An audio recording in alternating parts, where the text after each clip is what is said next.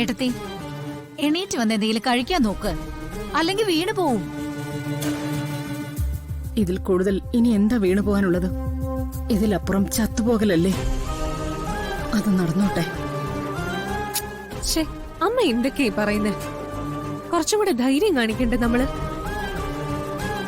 വരുൺ തെറ്റ് ചെയ്തിട്ടില്ലെങ്കിൽ അവൻ പുറത്തിറങ്ങി വരും. അമ്മ അത്രയ്ക്ക് ദൈവത്തിനെ വിളിക്കുന്നില്ലേ? ആ, ഞാൻ വിളിക്കുന്നുണ്ട്. ദൈവങ്ങൾ ആ വിളി കേൾക്കണമെന്നില്ലല്ലോ. അല്ലെങ്കിൽ ഇങ്ങനൊക്കെ സംഭവിക്കൂ?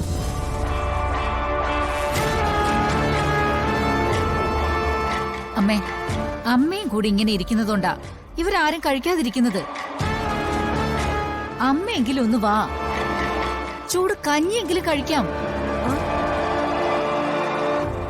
വേണ്ട, അവന് ഏതവസ്ഥയിലാ കിടക്കുന്നതെന്ന് അറിയില്ലല്ലോ.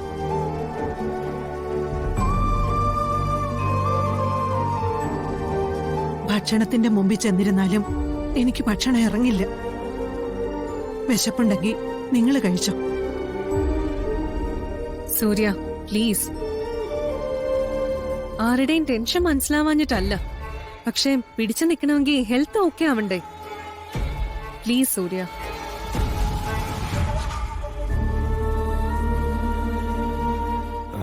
കുറച്ച് കഴിയട്ടോ. മുത്തശ്ശിയമ്മയൊക്കെ കഴിക്കുമ്പോൾ ഞാൻ അവരെ കൂടെ ഇരുന്നോളാം. ചെറിയ ചെറിയ വഴക്കുകളൊക്കെ ഉണ്ടായിരുന്നെങ്കിലും നമ്മുടെ കുടുംബം ഇങ്ങനെ തളർന്നു പോയിട്ടില്ലായിരുന്നു. ഇതിപ്പോ ഈ വീഴ്ചയിൽ നിന്ന് ആരാ നമ്മളെ മോചിപ്പിക്കുന്നേ? ദൈവശാപമായിരിക്കും, അല്ലെങ്കിൽ ഇങ്ങനെയൊക്കെ സംഭവിക്കുമോ? ഹാ, വാ കൽപ്പനെ.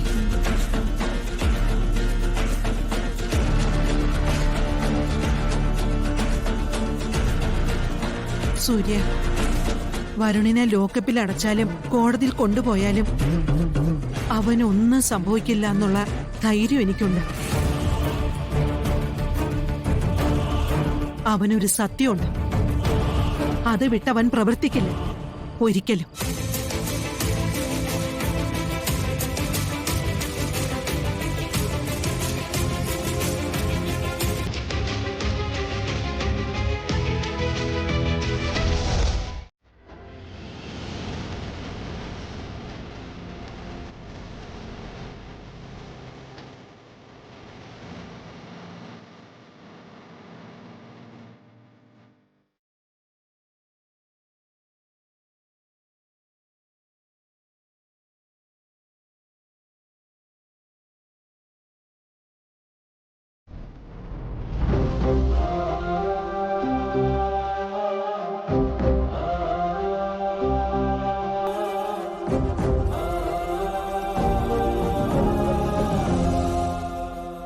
എന്തായി, ഉറക്കൊന്നുമില്ലേ?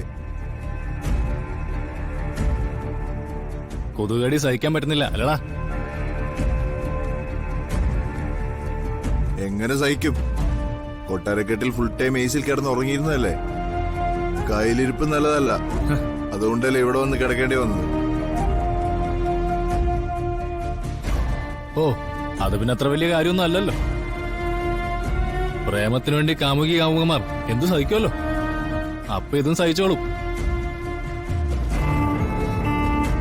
കിടന്നുറങ്ങാൻ നോക്കടാ. നാളെയാണ് കോടതിയിലേക്ക് കൊണ്ടുപോകുന്നത്.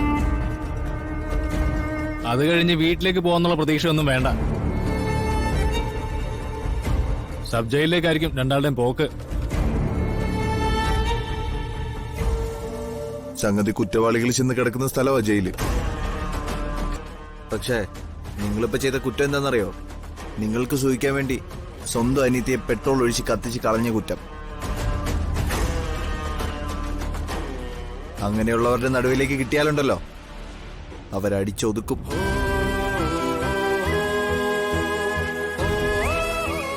നിന്നെയൊക്കെ ജീവനോടെ പുറത്തേക്ക് കിട്ടിയ ഭാഗ്യം.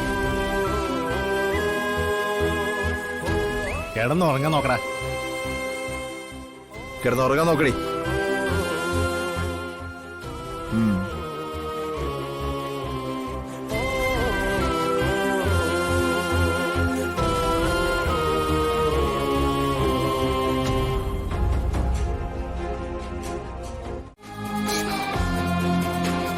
എനിക്ക് തോന്നുന്നത് ആറ്റുവാശ്ശേരിയിലെ മുത്തശ്ശി പ്രശ്നം ഉണ്ടാക്കിയിട്ടുണ്ടാവുന്ന. അത് കഴിഞ്ഞ് നിക്കുവാണെങ്കിൽ ആ കുട്ടി എന്ത് ചെയ്യാനാ? ശ്ശോ, നമുക്ക് രാവിലെ അങ്ങോട്ടേക്ക് പോയടത്തെ ആറ്റുവാശ്ശേരി ചെന്ന് രാധിക മോളെ എനിക്കൊന്ന് കാണുകയും കൂടി ചെയ്യണം. ഇല്ലെങ്കിൽ എന്റെ മനസ്സ് സ്വസ്ഥാവില്ല. ശരി, നമുക്ക് നാളെ രാവിലെ തന്നെ പോവാം. മോളുടെ മുന്നിൽ പോകുമ്പോ ഒന്ന് ഫ്രഷ് ആയിട്ട് പോകണ്ടേ? അതിനുവേണ്ടി ആ മരുന്നൊന്ന് കഴിക്കാൻ പറ്റുമോ? ഒന്ന് ഉറങ്ങാൻ പറ്റുമോ? എടുത്തോ.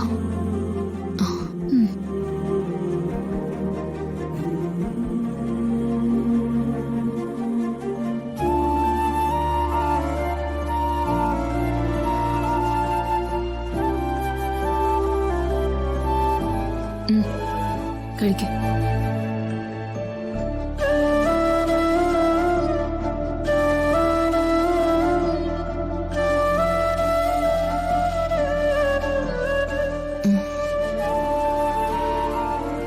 അവക്ക് കുഴപ്പമൊന്നും ഉണ്ടാവില്ലല്ലേ എടുത്തി? നേരിട്ട് കാണുമ്പോ എല്ലാം അറിയാലോ. കിടക്കാൻ നോക്ക്. Good night.